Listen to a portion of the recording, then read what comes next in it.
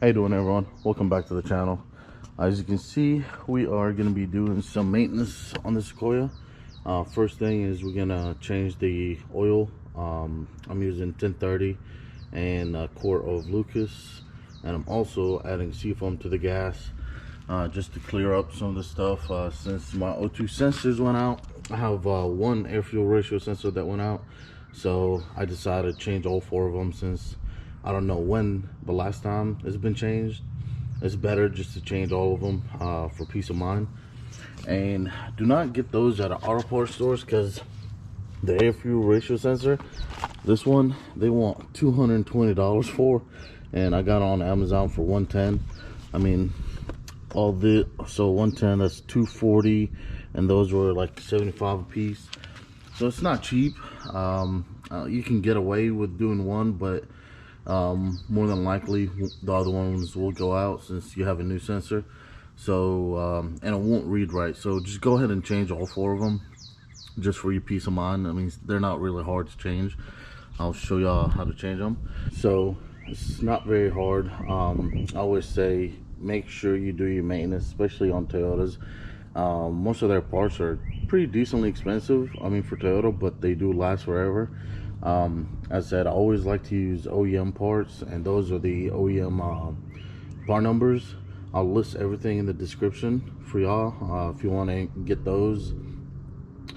But yeah, let's get into it and go ahead and start on the maintenance. All right, so we are on the passenger side of the car. We're underneath the car now, and this is the oxygen sensor, the air fuel ratio sensor. That's the upstream one. Now it's pretty simple, because here is the plug, and it's attached to, like you see bottom of the plug, there's a bracket basically that's attached to, and up top there's a clip, and you press that clip. It's pretty tight clip, and you just kind of press it and pull it out. I can't do it one-handed, but yeah, you press it and oh, I did it. So yeah, you just press it and it pulls out. Once you press it out and pull it out, you can use your O2 sensor socket, and you can get those on Amazon too. I'll link this one in the description. But yeah, you just take it and you kind of put it on,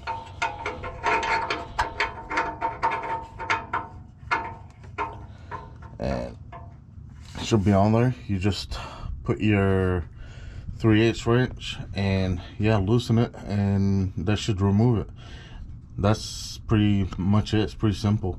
And for the downstream ones, as you can see right here, this is the downstream. It's not too far away from it.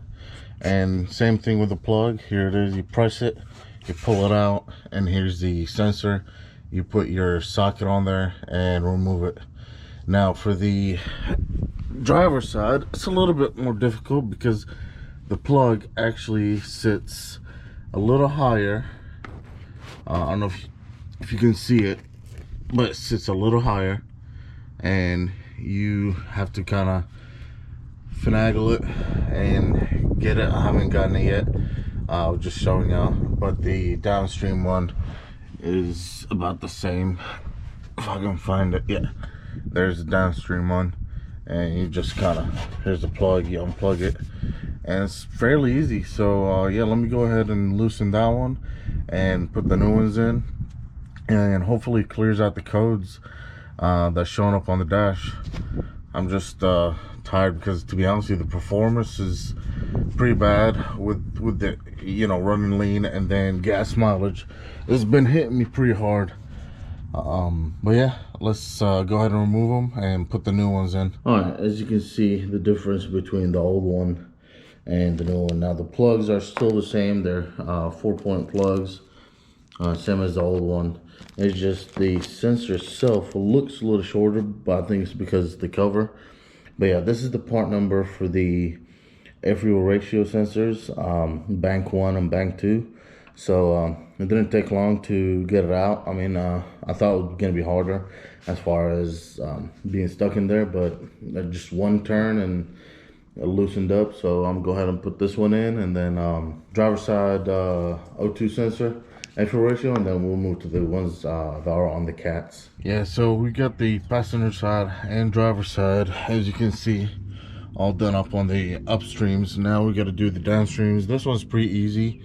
The plug is right there, and you just unscrew it. Shouldn't take about 5 minutes.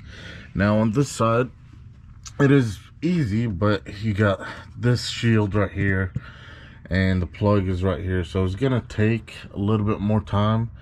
The driver's side has just been kicking my butt, but yeah, let me go ahead and tackle this driver's side, and then hopefully finish up the job, and then go ahead and change the oil. For the driver's side catalytic converter O2 sensor, there's this bracket right here to shield, I guess, from the drive shaft, and all you have to do is just remove it, and then you'll have plenty of access.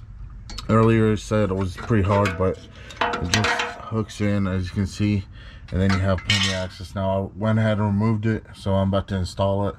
But yeah, just keep your eye on this, and if you see it, just remove it, and you'll be able to have better access to the O2 sensor and the plug itself. Now I did use a kind of breaker bar kind of to get leverage from back here, because I just didn't have enough room or enough leverage to do it from here. So yeah, just keep that in mind.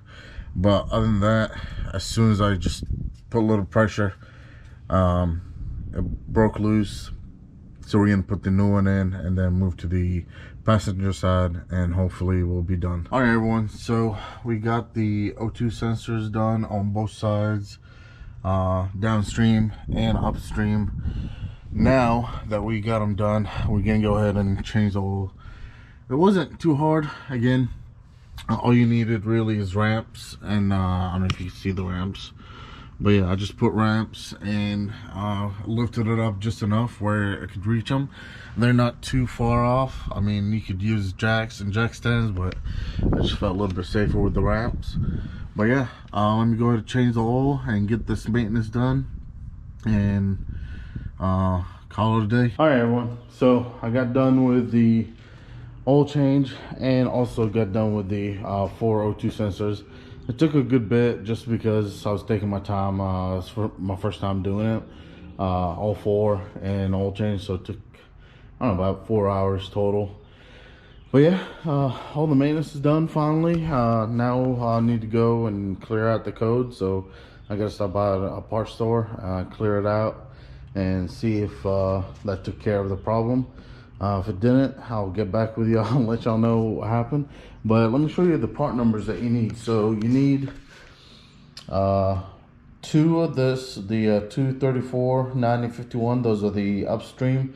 Those are the air fuel ratio ones, and those are the downstream ones, the 234 4260.